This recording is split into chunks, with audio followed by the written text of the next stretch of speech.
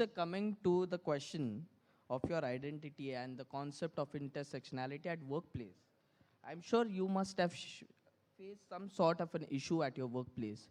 So could you share your experience when it comes to what kind of challenges have you faced in terms at your workplace regarding with regards to your identity? Sure. So, Shreyas, you see, when a person identifies themselves as a transgender person, it's not that we jump onto another gender identity immediately. There is something called as gender transitioning that we go through, and we may cross, several phases in our life, which may make us look differently than what we were looking, earlier. A lot of people fail to understand that we go through this journey of transitioning while we are moving towards the gender that we identify ourselves with or affirm with.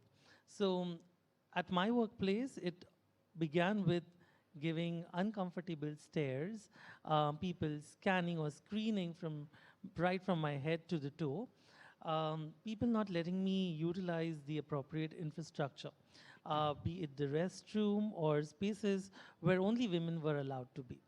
I am a trans woman, I am a woman, and I am entitled to utilize spaces which are meant for women. I was asked not to enter into women's washroom despite of knowing that, I could be subject to sexual assault and so on. People have been very insensitive, and people have not considered that, a transgender person has their own journey, and it's not very easy to, walk on a ramp and, give a fashion walk or something. But there are a lot of hurdles, there are a lot of thorns on our way that we really try very hard to overcome, just as how we face every single day, in our life. People were inconsiderate towards accepting the fact that we have a name that we prefer to be addressed with. People always called us with our dead name, which is the name that we no longer affirm with, and something that was a part of our identity earlier. Not just that, but physical appearance also played a major role, and that's where I believe intersectionality is being considered. I have masculine features. I may have a beard or a mustache growing in. I may go through laser treatment, and I would want to, affirm to the cis-het woman category. However, it's not very easy, or it would not happen overnight. There is a lot that I would have to go through, or, I may have to subject myself to undergo. It could be gender affirmative surgical interventions and so on.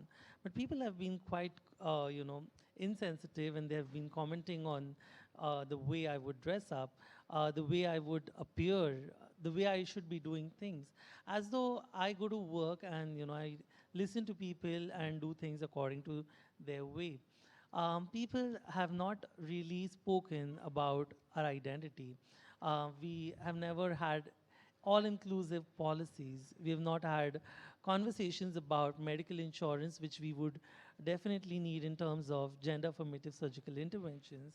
And the list is long. However, what I see is the basic conversation is missing, and that is something which really leads to a lot of discriminatory actions or activities that happens with us.